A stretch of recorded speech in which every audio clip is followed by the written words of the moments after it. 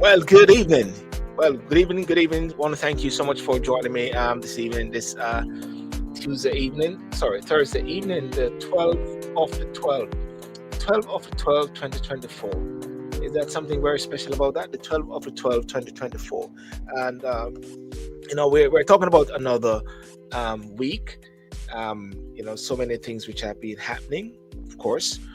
Um, we're seeing the whole aspect of things which are happening in Syria, which is they say it's a breakthrough with Bashar Assad. I think we were speaking about it last week, just when it was about to happen, and or Saturday night, and then we are seeing the whole rumbling regarding this young chap, who's in what should I say, in Dubai.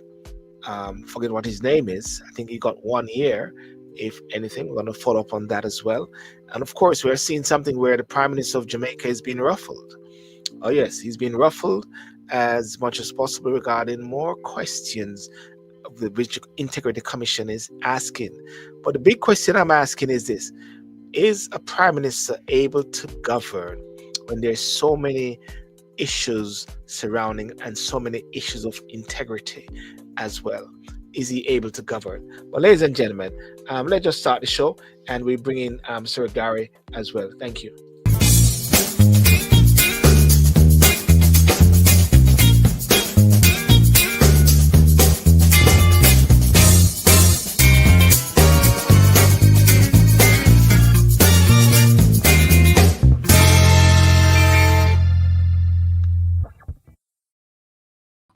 Yeah. I was trying to get the right vibes. Yeah. How are you, Sir Gary Graham? Fantastic. Yeah, yeah, Yeah. everything's okay. Yeah. Everything's It's a very lovely lovely day outside there. Of course, we got to claim that it is lovely because just because the weather goes down or is up and down, but it is still lovely.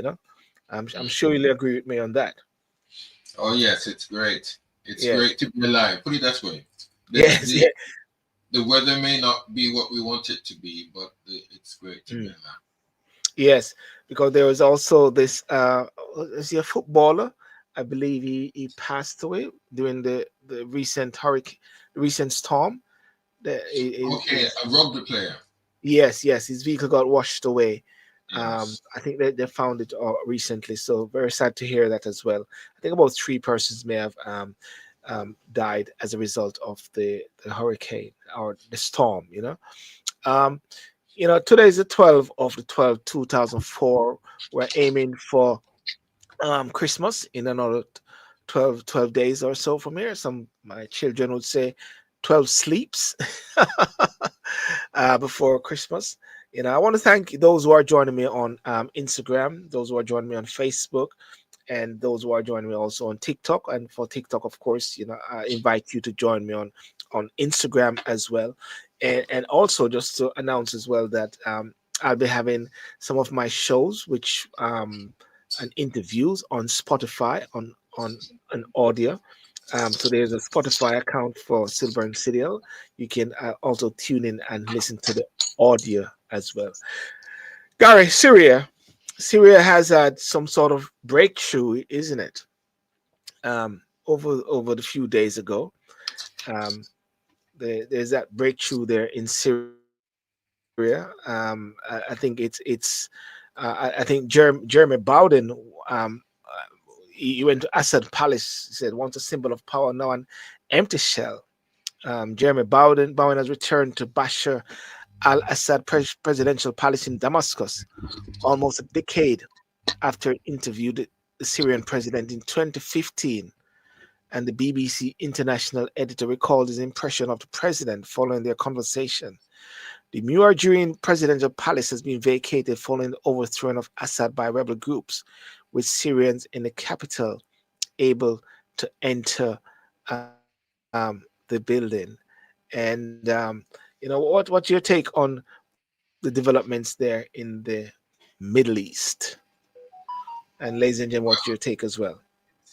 It's very interesting, isn't it? The events of the past week Mm. or week and a half has really overtaken the minds and the plans of our world leaders, because they didn't expect whatever happened or has happened. They didn't expect it to happen so quickly, really.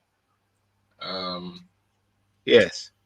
yeah, it's quite breathtaking, really, to kind of understand, to bring some kind of clarity to what is, because even though Mm. um, even though there is an interim government there, we, it's quite plain to see and to understand, really, that there is still a power vacuum that was once held by a very powerful family. Yes, yes, yes. Let me just play this bit here. It's An ordinary Syrian wouldn't have got anywhere near this place. This was designed as a symbol of the regime's strength, of its power, and above all, of its permanence. But now it is an empty and echoing shell, which, of course, as it declined towards collapse, that is exactly what the Assad regime became.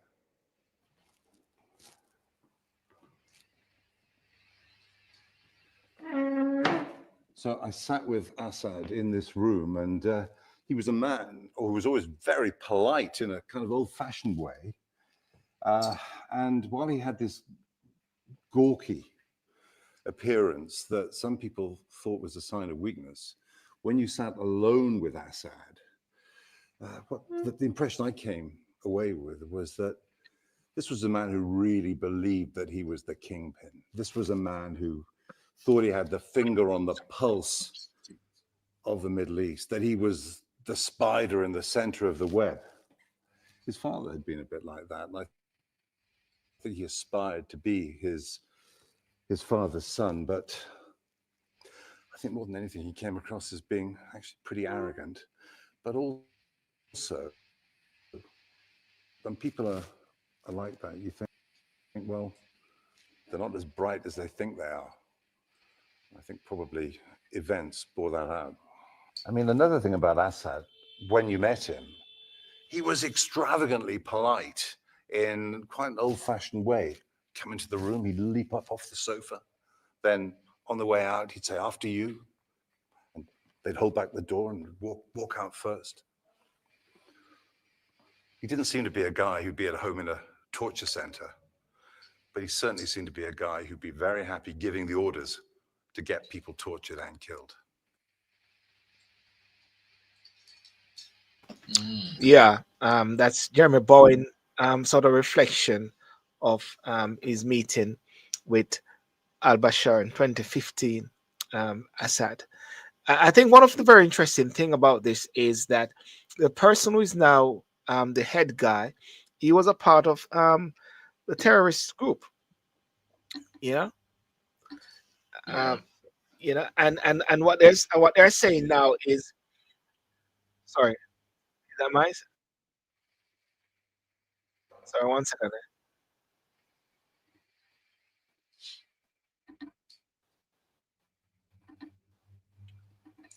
Can you hear something there?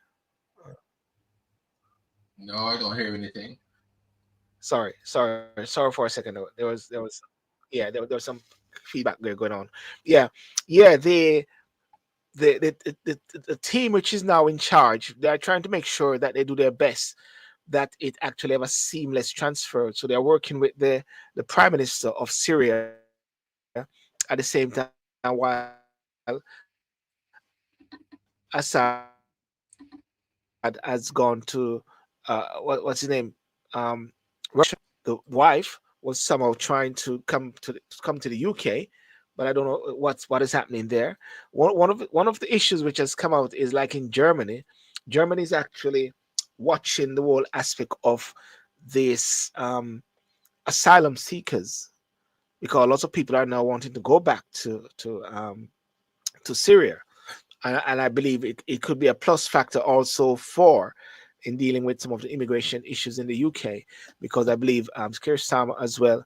They said they are watching it and trying to maybe put a pause on applications for asylum because people are wanting to go back home as much as possible.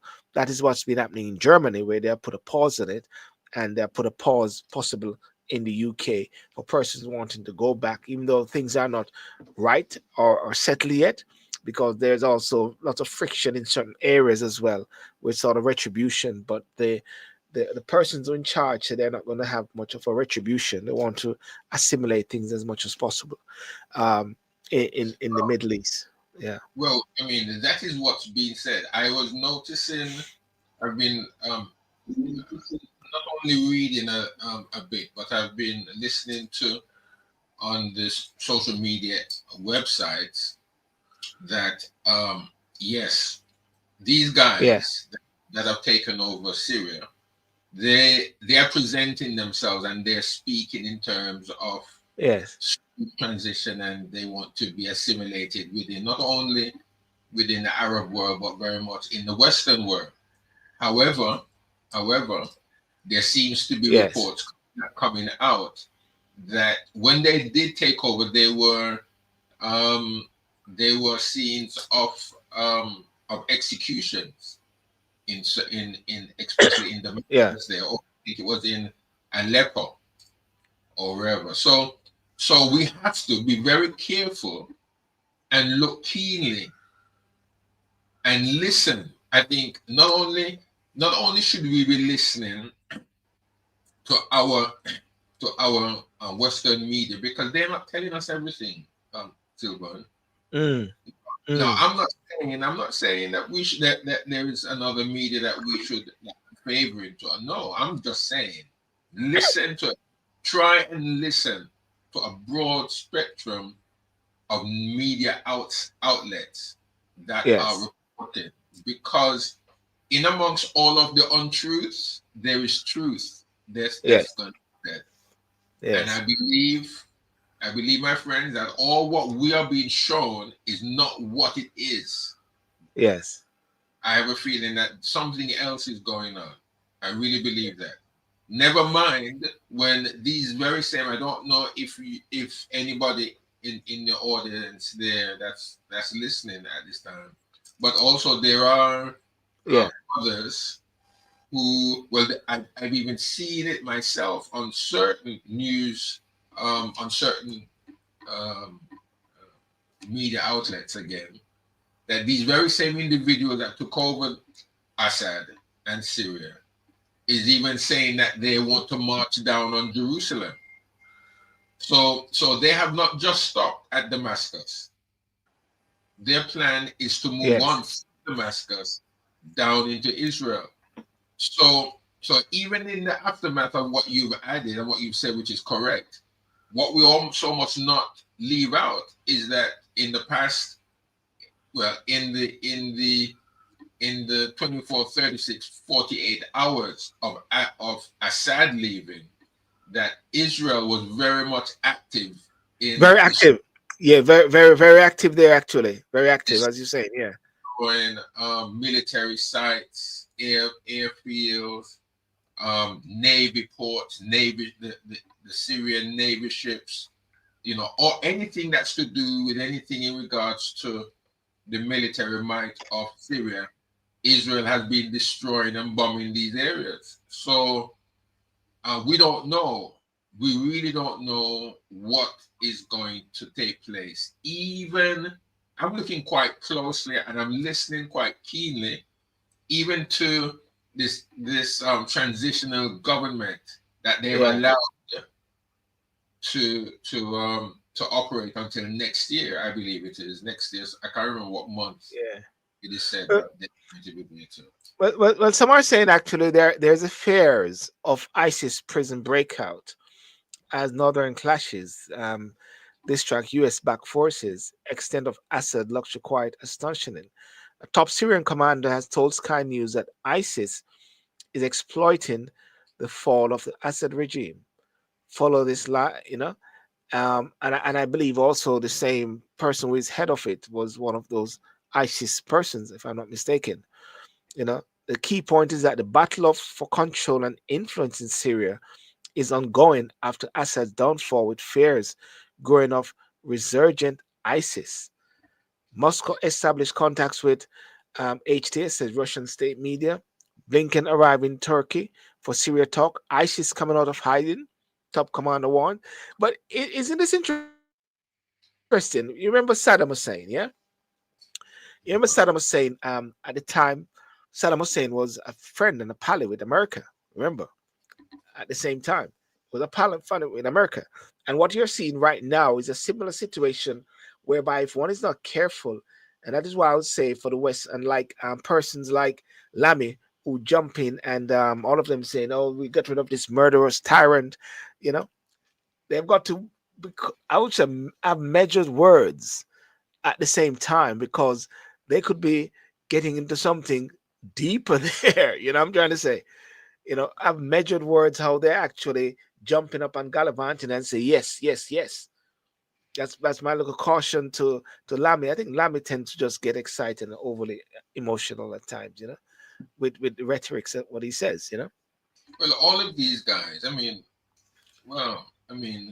I just think that a lot of these guys who have big talk just wants to be seen and noted on the world stage and present themselves as strong people, strong men.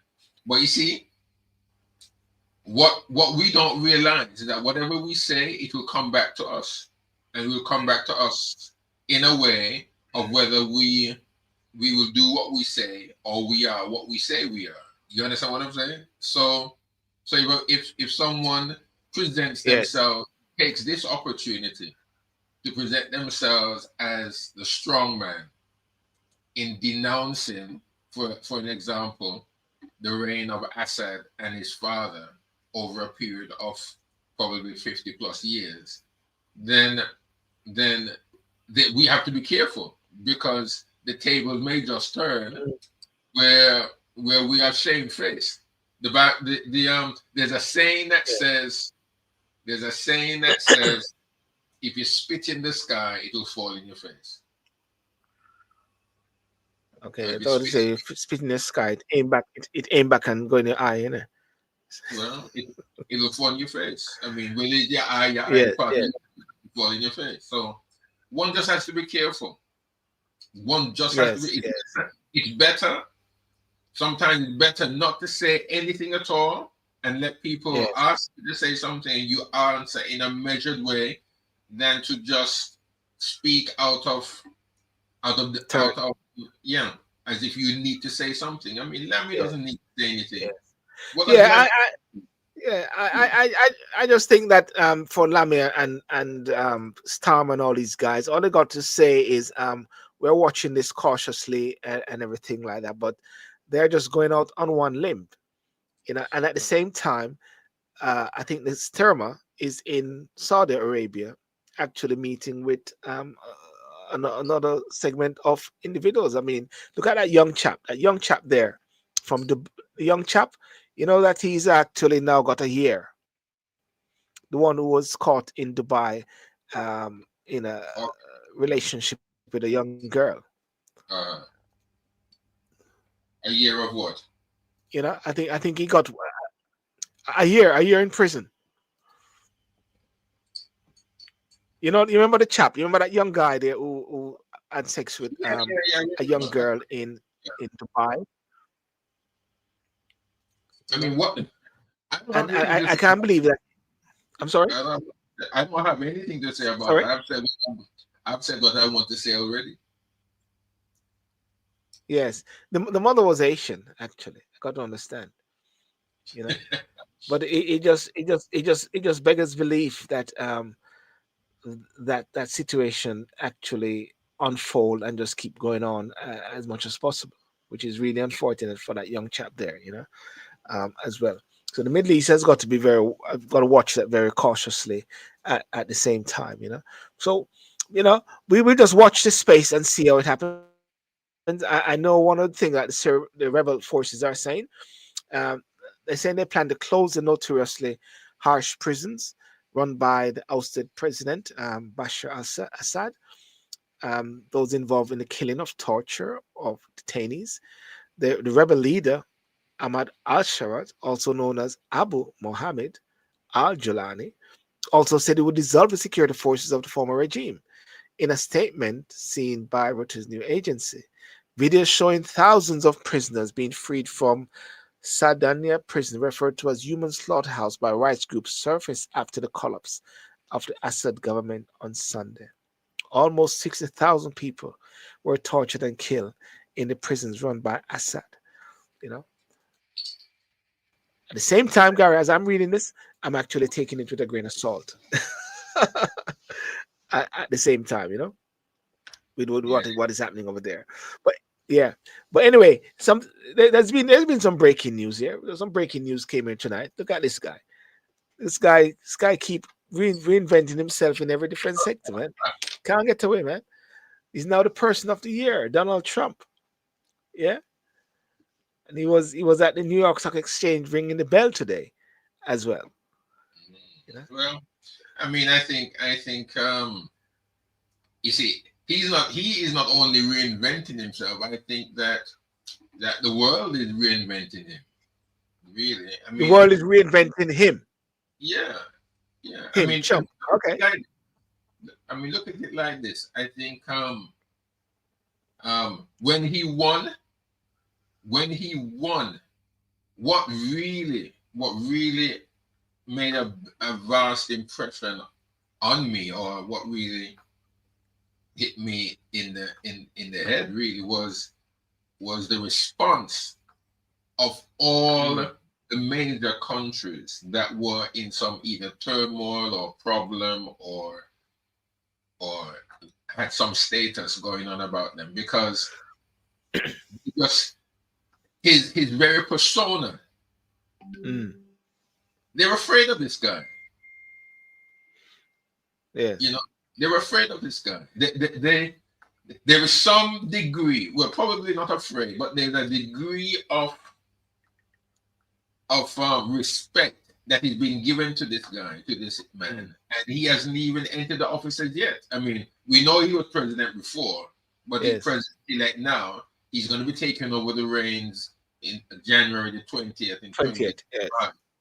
So, but he hasn't even got there yet. And if you notice, between his election, between his win and now, right? He's been making statements and they're making effect. There is a degree of effect of what he's saying that people they're listening to. They're listening to this guy.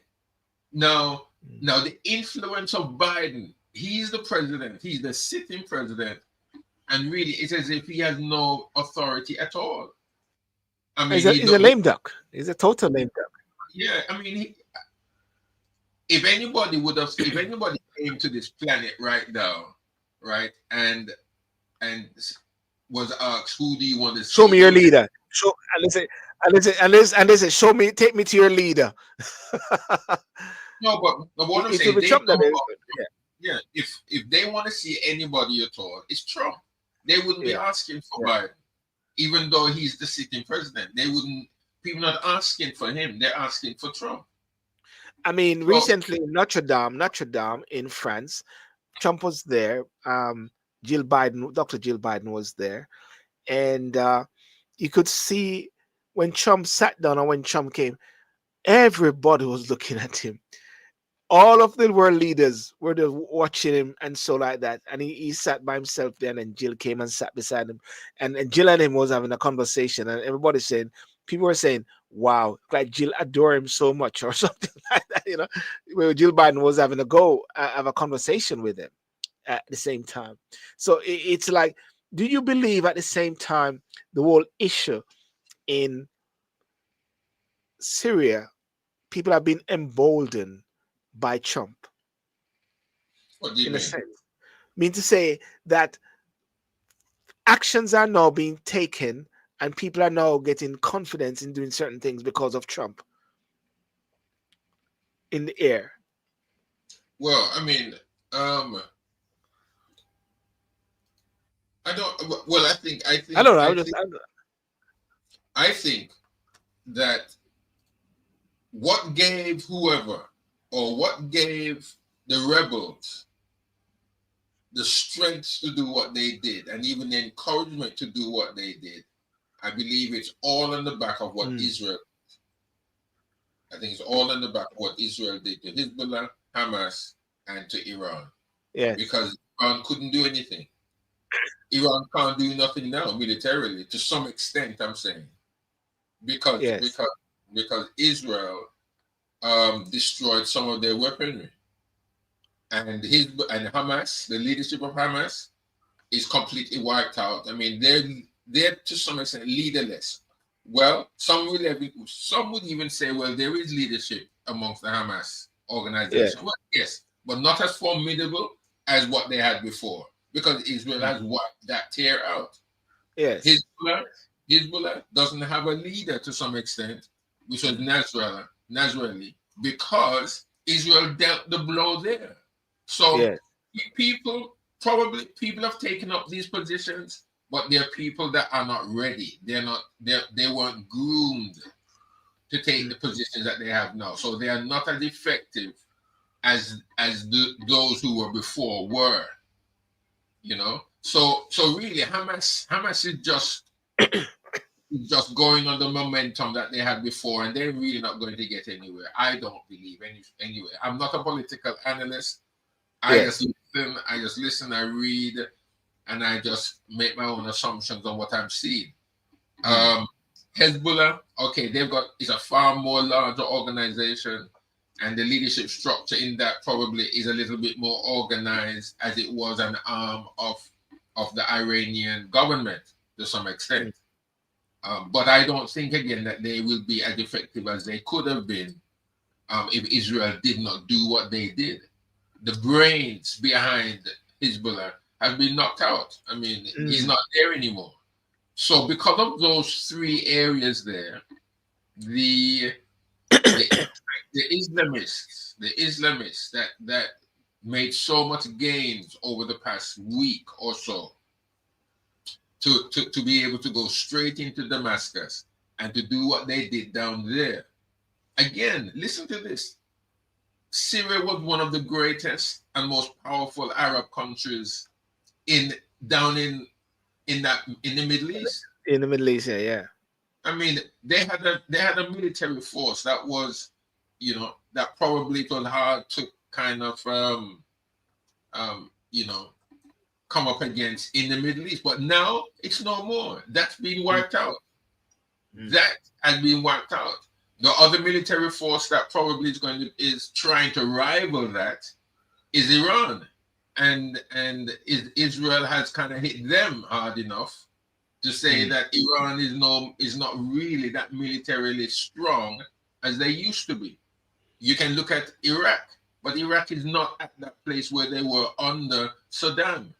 Then you have the Saudis. Now the Saudis could probably come up and say, well, could be considered as the one that could rival Iran, because Syria is not there anymore, and Iraq. Think of Iraq. Jordan really doesn't have. They have a military force, but it's not really anything to talk about. And Yemen is, well, that's been bombed to smithereens to some extent, even though Iran is there trying to prop them up. But really, there isn't in that area part. Leave Israel out of this at the moment. There isn't really a Middle East country that could ever come up to say they're taking the place of Syria to rival that vacuum, because it is a vacuum. Because as Jeremy Bowden was saying, that Syria was like a kingmaker at the same time. They used to play a very pivotal role many years ago. At the same time, in the whole advent of Iraq and all those sort of things, there was always Syria right there. But I believe Jordan is a key player at the same time in the Middle East. Jordan, King Abdullah, I believe is his name. Yeah, Jordan, but we watch to see how that unfold there we watch to see how it unfold there in the Middle East, and I'm sure as Keir Starmer was saying, they're looking at it as a way of actually dealing with the immigration. They capitalize on it to say because all of them are actually saying it. Germany has been saying it. They got over 1 million Syrians there. People are wanting to go back. They're sort of put a pause on asylum seekers. That is also what they're also talking about in the UK, putting a pause on asylum seekers from Syria as well, in a way to sort of, encouraging people to go back home. And it seemed very interesting that the Syrians, they are seeming very keen on wanting to go back home. Even, they have two sides of the discussions over there. Some are saying it's not stable yet. Some are saying, listen, we just want to go back home and help to rebuild as well. And that is what is happening. Well, in the UK, we're seeing. I don't know if you came to London. I know you're a big farmer. I don't know if you drove a tractor to London. Did you drive a tractor to London, Gary? No, I have a tractor. I don't want to. You didn't drive a tractor to London. I don't want to get it dirty. I'm sorry? I don't want to get it dirty. You don't want to get the tractor dirty. You don't want to get the tractor dirty. Yeah. Well, a lot of them, a lot of them came back into London as well, making sure as much as possible that they, putting pressure on the government, regarding the inheritance tax. They're saying it is not fair, and some are actually now saying that they are going to put pressure and maybe even start to do some serious striking as well. I saw James Cleverly was out there with them. I saw Nick Farage there talking about it as well.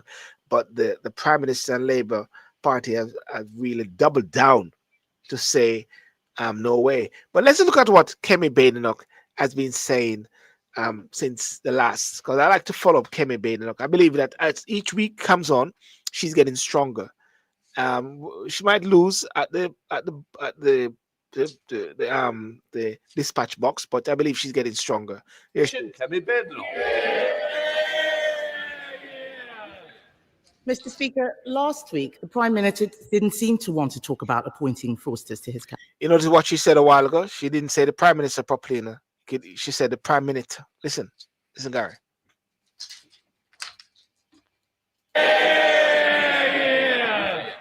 Mr. Speaker, last week, the Prime Minister didn't seem to want to talk about appointing fraudsters to his cabinet. In fact, he seemed to want to talk about immigration. So let's talk about immigration. Yeah. He has relaunched yet again. 5 missions, but why was cutting immigration not a priority? Speaker, I'm glad she now wants to talk about immigration. Last week she said she didn't, for good reason, because the previous million on net migration, that is unprecedented. A one-nation experiment in open borders under the last government. And she was the champion. She stood up and praised the then Tory Home Secretary for listening to her on removing caps on migration visas. So she was applauding it. Now she's furious about what she was campaigning for. We will drive it down. We will drive down lawful migration. We'll drive down illegal migration. Mr. Speaker, he talks about open borders. He was the one campaigning for free movement. I was in this house asking for a lift on skilled migration. He was there supporting all of the people who should not have been in this country. He wanted us to relax immigration. But as he's so keen to talk about the past, let's look at his record. 4 years ago, the Prime Minister signed a letter demanding that foreign criminals be allowed to stay in Britain. Dozens of Labour and Liberal Democrat MPs repeatedly signed these letters insisting that rapists and murderers be allowed to stay here. One of those criminals, Ernesto Elliott, had 17 convictions, including for knife crime. After his deportation was blocked, Elliott went on to murder someone. He was able to stay here and murder because people like this man campaigned against deporting criminals. Will he apologize for signing these letters?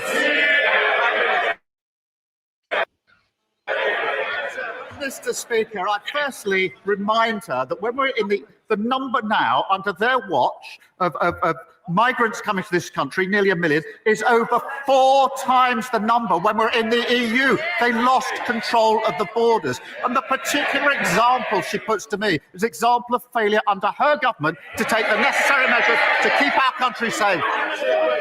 Do you think he is good at answering questions or good at deflecting questions? No, he's good at he's deflecting because I mean it was even on one news account well, probably a couple of weeks back, I'm trying, so if so long, they even pointed out that in 1 month, is it 1 month or in the same period, more has come over than what the previous government had during that period of time. Yeah. So the fact here is that Keir Starmer is not doing well. He's not doing well at all, and I think it's being shown across the country. Now listen. If I wouldn't be surprised that probably in the next let's say in the next 6 to 12 months that there isn't another call for an election by the country itself. Never mind the MPs, the country, because Keir Starmer it's a shambles, really. It's a shambles. When the farmers come out and totally block Westminster with their tractors, right? They're coming out in force, and they may even say that they may even strike. If the farmers strike, what do you think is going to happen when it comes to the food for the nation? Huh? I mean, it's a shambles, man. Yes. It's not good. And it's not good on Keir. Yeah. He needs to stop deflecting. He needs to stop deflecting and answer the questions that's being asked. Yeah. Let's watch again. Mr. Speaker, this is a ludicrous assertion. He is the one who was repeatedly signing letters. He even asked us to pause all deportations. He asked us to pause all deportation. He doesn't want to talk about his past, Mr. Speaker, but that letter is just the tip of the iceberg. There is more. The Prime Minister actually complained that the immigration system was working to deter migrants rather than provide support. He said, and I quote, that he was proud to have served as Jeremy's shadow immigration minister. He boasted that he took the last Labour government to court for cutting benefits for asylum seekers. He said he would never set a target-based approach to immigration. He wants to talk about immigration. Let's talk about his record. We can talk about it all day. I have committed. I must stop there for a second, Gary. Did you see the look on Keir Starmer's face? Seething. He looks so. He's like seething. He's looking so angry. I'm just gonna go back. Sorry, well, it's not even so much Keir. When you look at what's the deputy's name? His deputy. Angela Rayner. Yeah, if you look at her, she's like, I think the look she's like, the look on her face is like she wants to separate herself from Starmer. Let's go back again. Let's go back and look. Day. I have committed.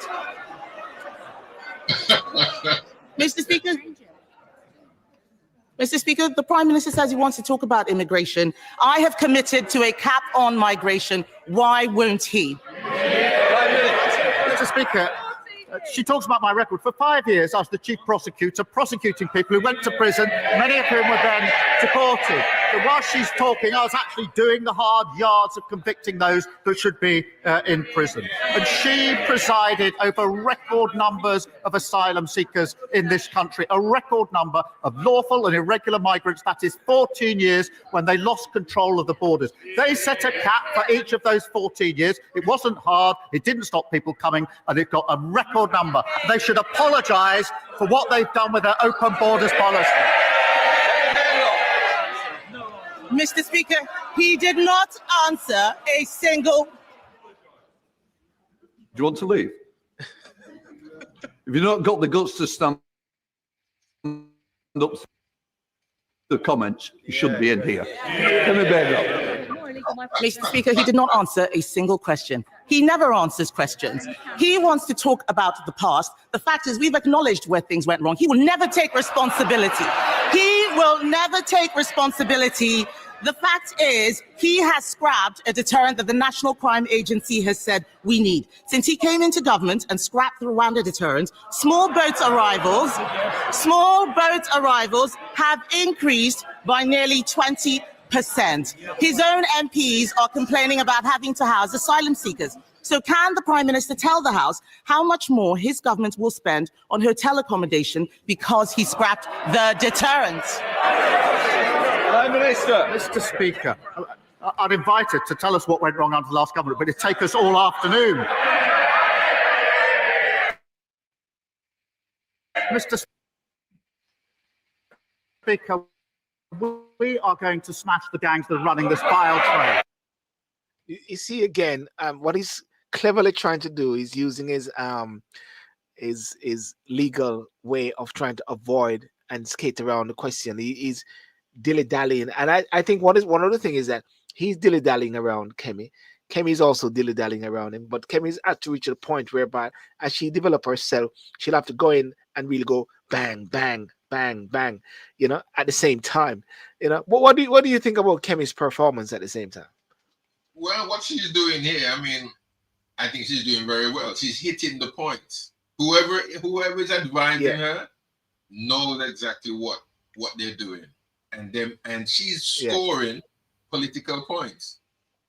That's what she's doing, because the questioning of the Prime Minister is designed so that the public, if they're listening and seeing, will see and get the answers that is being given. Yes. All right. Let's watch a bit more. We signed a landmark agreement with Germany this week. Order. Mr. Bill, you've been very loud. I think now we're going to have a little bit of silence from you, Prime Minister. This week we signed a landmark agreement with Germany. She should be welcoming that, because that will make sure we have the powers to take enforcement action across the continent where it is needed. We've set up the Border Security Command. We've committed £75 million on top of the existing £75 million. We're extending the powers, so they're counter-terrorism-like powers. We've retained 9,400 people who shouldn't be here. A record flight got off. They talk about getting the flights off. They did it for years. They didn't succeed. We got the flights off. Get him, Mr. Speaker, he says he wants to smash the gangs. The only thing he's smashed is his own reputation. The fact is, what he has been agreeing is not going to do anything. The cost of the Iraq agreement is £500,000. That won't even buy a house in his constituency. Many of the things he's taking credit for are our agreements. Let's talk about what he put in his manifesto. The Prime Minister promised to end asylum hotels. He promised, he's the Prime Minister now, he promised, but in Altrincham and Peterborough, his government is expanding the use of asylum hotels because he unilaterally disarmed the deterrent. In fact, Mr. Speaker, a man who arrived by small boat told Sky News he was happy Labour were in power. That man said the Conservatives, and I quote, wanted to deport us, but Labour are making the procedure easier for us. He's right, isn't he? Prime Minister. Mr. Speaker, I really thought she should welcome the Iraq deal. Anybody who wants to deal with the file trade would have welcomed it. She should also welcome the German deal that we did this week. Many of the boats are finding their way to No, I would just say, let me just pause that Germany. That is well done. Go on, Garry. everybody knows, for years, everybody knows, right, that once the Labour Party gets in, they can get in and get looked after. It's a known fact. It's a known fact that anybody that gets in under Labour government, they get looked after.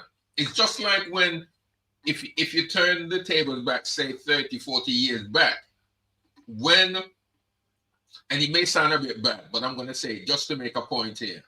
When our daughters, when our young girls back then got pregnant, the Labour government would put them up in a flat, furnish the flat, do everything in the flat for them, right? And then they still wouldn't have to work because they're getting benefits to look after themselves and the babies and the children that they bring in. Everything will be done for them. Every single thing. So I've brought that example to say of now that anybody who gets to the shores of the UK under the Labour government, they have nothing to worry about because they'll be put up into hotels or into flats or even given hostels or even given a flat well furnished, and on top of that get benefits, and they're more benefited than those of us who may have even been born here can't get what they get. They don't get what they get, Sylbourne. And I'm sure you know that too. Yes. All right, let's hear a bit further on this. Yeah. Documented. There's been a difficulty in taking enforcement action, which if she spent more time researching that than her terrible jokes, she would know about. And we have signed an agreement to smash and take enforcement action in Germany to stop those boats getting to the coast. That is effective action. She should welcome it. It's really good news. All law enforcement think it's a good thing. Why does she think it's a bad thing? Get him, Kevin. Because the numbers are going up, Mr. Speaker, under his watch. The Prime Minister has consistently backed criminals over law-abiding British people. He defended terrorists like Hizb ut-Tahrir in the European Court. He argued all immigration law had a racist undercurrent. He voted against life sentences for people smugglers. He voted against more than 100 measures to control migration. He even said it... I mean, did you see that look on Keir Starmer's face? He's vexed. He's vexed. He's vexed. He's vexed. I mean, he's seething. He's getting red. You know, he's like, rip her apart. Who is this black lady here? And I'm trying to say, was wrong. He even said, Mr. Speaker, that it was wrong when the Conservatives took away Shamima Begum's citizenship. Now he has appointed her defense lawyer as his attorney general. Mr. Speaker, events in Syria mean we may see more small boat arrivals. For once, will he take the side of the British people and strip citizenship from jihadi terrorists and supporters of al-assad who want to come back and destroy this country? all right, well, that was that there. Where Kemi, you see, depending on who you're listening to, or depending on which side person's on, they'll say Kemi got battered. If you're going from Kemi's side, Kemi battered Starmer. If you listen to someone from the Labour side, Labour battered Kemi. But one of the things that we're seeing, ladies and gentlemen, is, and I said it last week, is that prime ministers do not answer questions. He clearly wasn't answering the question, and yet again, he didn't answer the question. Last week, she was asking him some question. He wanted to touch on immigration. She came on to talk about immigration today, on Wednesday, and yet he was shifting sands all around it at the same time. Michelle, good morning, afternoon, Michelle. How are you? Greetings to you. Yeah. I think that Keir was rude. I think he was rude when he spoke about Kemi and her jokes. Yeah. That was a personal touch. Yeah. That was hitting below the belt. That wasn't necessary. And I think they should pick him up on that. But you see, I doubt they'll do that. Yes. That was a low blow. But anyway, moving on from Kemi, let's go on to another prime minister. The prime minister of Jamaica recently got ruffled. I don't know if you heard about that, Garry. The latest, what has happened? No. I don't know. Jamaica is a very interesting place. I had to bring this one in because he's now taken to court, the Integrity Commission. He's now... Hold on. Yeah. The commission that he formed to get him out is now taking him to court. Yeah, he's taking that Integrity Commission to court, and then he's got a business partner who is on. let me read it. So because it must sue everybody, so make sure I'm gonna get sued. So I'm read it properly. Honest. Let me just read it. Because guess what? RGR reported, Radio Jamaica reported something, and then his lawyers wrote to RGR to say that they need to retract it. You understand what I'm trying to say? And they need to do it within 24 hours. So, what I'm seeing in a way, without getting into the intricacies of everything, is that how can you be running the country so effectively? Every minute you're suing this person, you're taking that person to court, the Integrity Commission trying to investigate you. Now you're saying it is getting personal. And how do you get the time to run the country? Yeah, but I mean, okay. I mean, not only that, Sil, look what's happening in other countries. Yes. Look what's happening in other countries with prime ministers or presidents, and these guys who are taken to court, it's either they're taken out of government. They have to come out. More often than not, aren't they excused or don't they step down and a quick general election is done or whatever it is? I mean, the president of the United States elect. He's the most charged man in history, but yet they have to drop it. They have to drop it. So why is the president, why is the prime minister of Jamaica either going to court or sending people to court or getting involved in these things when he shouldn't be involved in anything like this? Nothing like of this nature should be milling us or moving around him. As you said, how then does he have the time to run the country when he's there defending himself? That's ludicrous, man. And then for the commission to be sending the prime minister to court because of no. I think something is wrong there. Something is definitely wrong there, sir. Yeah, because the picture which I put up there now is that Holness is concerned he's being targeted following new IC reports. Now, Garry, the IC report which came out recently is this. And so let me just share that. So therefore, everything I'm saying is not of my own flesh, because they say the prime minister is on a suing level. He just sue everybody left, right, and center. Sue Tom, Dick, and Harry, and everything like that. The Integrity Commission investigative report of Integrity Commission. Let me just try and find it, and I just post it here, and I'll read it. Michelle, how are you, Michelle? You all right? Yes, Michelle. Good to see you. Integrity investigation report, because it's all public. No, that's not it. Oh yes, that's it. Yes, that's it. Can you see it? Yes. Did you bring it up? I can't see anything. I see investigation reports, but I don't see anything else other than that. No, it should come up. Investigate integrity. Okay, let me move that.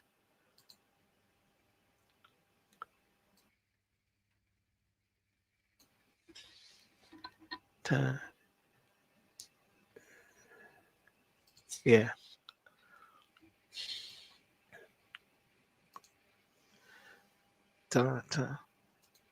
Share screen. Integrity. Okay, investigation. Okay, here it is.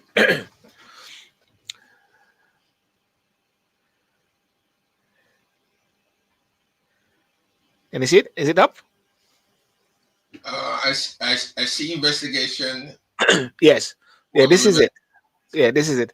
There's a report of investigation concerning irregularities in respect of the construction of a residential development located at 2 Westcliff Close, Beverly Hills, Kingston 6, contrary to the terms of the building permit issued to Eastbridge Holding Limited by KSAMC. And they talk about Section 55, 4 and 55, 5 of the Interim Commission Act state anything said or information supplied or any document or things produced by any person for the purpose or in the course of any investigation by or proceeding before the Commission under this act shall be absolute privilege in the same manner as if the investigations or proceedings were proceedings in a court of law.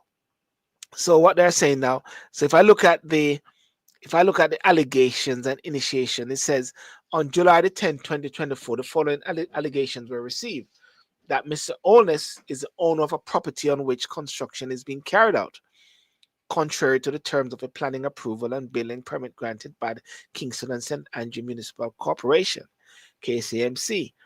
That Mr. Holness often requests the service from his architect to draw a blueprint that will be sent to KSMC. However, a second blueprint will be drawn that will be used for the actual construction. It is said that this was done at one of his developments in Beverly Hills, Cherry Garden. What it is saying that the proposed buildings were supposed to be 2-bedroom, Garry, but they turned out to be 4-bedroom. Yep.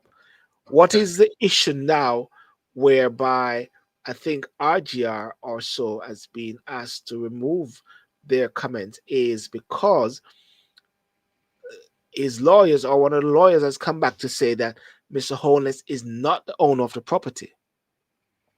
But guess who's on the ownership of the property, Garry? The wife. Adam Holness, his son. Oh my God. And there's a guy named I believe his name is Mr. Norman Gordon.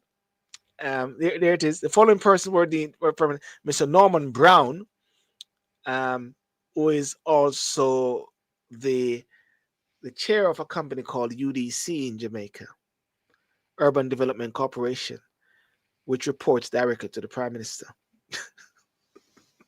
And therefore, there's conflict of interest, which has been said before, which is part of the initial investigation is going on. Who is Dr. Holness? But I won't get into that too much. I'm not going to get into all of that. I think that, no. Who is the Prime Minister? Huh? The Prime Minister is no Dr. Holness. He's got his he's not a doctor, you know. In what? Yeah. In what? In what? A doctor, I don't know, some doctor business. Everybody's getting doctorate these days, Garry. You know what I mean? You know a doctor yet? Yeah. And also the Supreme Court grants Holness leave for judicial review of the IC report. Remember he wanted leave to challenge it, so he got leave for that as well. You know, but I think the central point I'm just asking, and I'm just putting it out there, and for persons listening, for anything like that, things are so very politically charged in Jamaica, and when you see something of this nature, you have to ask yourself this question: where does the Prime Minister find the time to fight in all these battles and all these different things and be able to run the country? But listening to the Information Minister and Minister of Education, she said he's able to do it, and he's doing it excellently. As well. You see, as long as you're on a green side or orange side, one can actually close your eyes and know what you're going to say, Garry. The level of objectivity is not there.